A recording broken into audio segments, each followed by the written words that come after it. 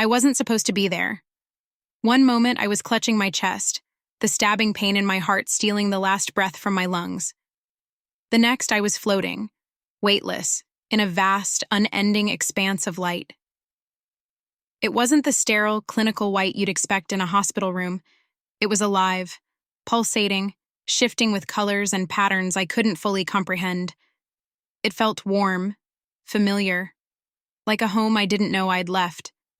I didn't remember the exact moment I died, but I knew, without a doubt, that I wasn't alive anymore. And then I heard it. A sound that wasn't a sound. A hum. A vibration, so vast and intricate that it felt like it was weaving itself into the fabric of my very being. It wasn't just outside me, it was me. I was part of it, and it was part of me. "Where am I?" I asked, though I wasn't sure if I had a mouth or a body or even a voice. "You're in the forge," a voice replied. I turned, if turning was even the right word, and saw them. A figure neither man nor woman, neither young nor old. They weren't made of flesh and bone, but of light and something else. Something infinite. Their presence was overwhelming yet comforting, like the gentle weight of a blanket on a cold night. "The forge?" I asked. "This is where souls are made," the figure said, their voice resonating not in my ears but in the deepest parts of me. Before I could process their words, the space around us shifted. It was as if the fabric of reality unraveled and rewove itself in an instant. I was now standing, or floating, on the edge of something vast and incomprehensible. Below me, stretching as far as I could see, was a shimmering sea of golden light, swirling and churning like molten metal. "What is this?" I whispered. "The soul forge," the figure said again. "This is where life begins." I watched, mesmerized, as tendrils of light rose from the sea, twisting and curling like living things. Each tendril seemed to pulse with emotion, joy, sorrow, anger, love.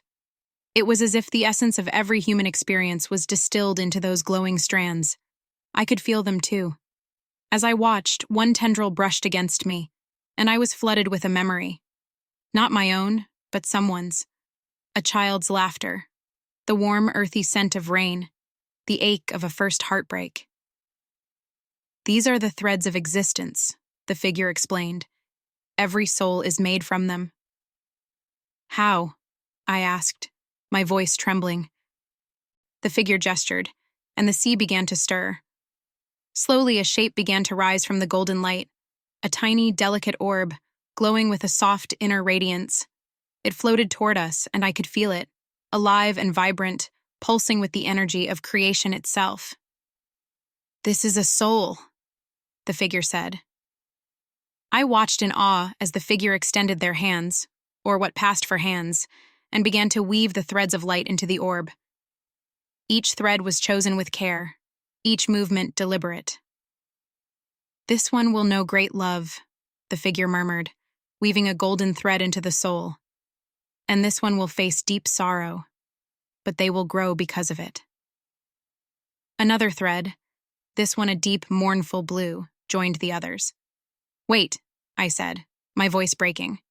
"You're giving them sorrow on purpose?" The figure turned to me, their expression unreadable yet kind.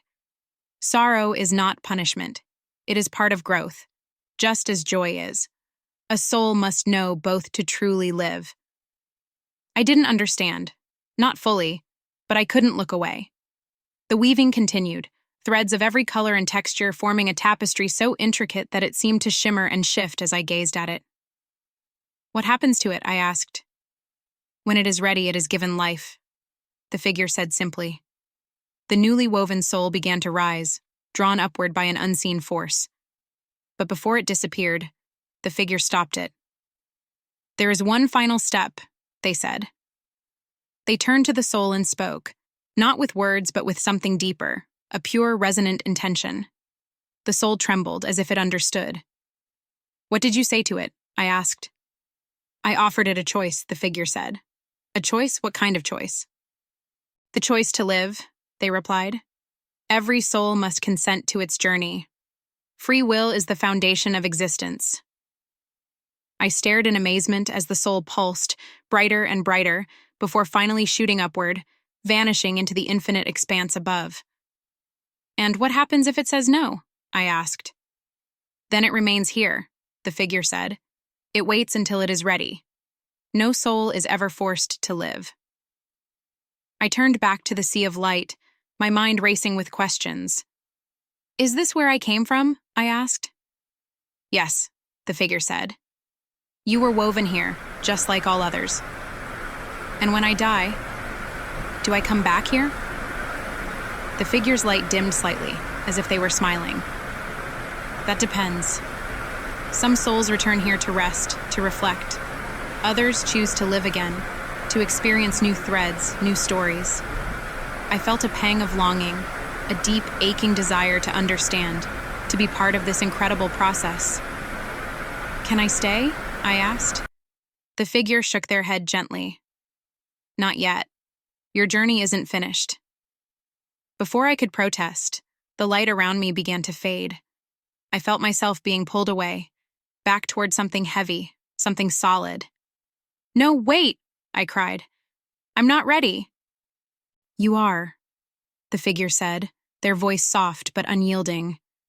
You always have been. And then, with a jolt, I was back. The sharp, sterile scent of a hospital room filled my nose. My chest ached, my lungs burned, and the steady beep of a heart monitor echoed in my ears. But even as the world around me came back into focus, I held on to what I'd seen. I'd been to the forge. I'd seen how souls were made. And I knew, with a certainty that went beyond words, that life wasn't random. We are woven, each of us, with care and purpose. And every thread, joy, sorrow, love, loss, is a gift.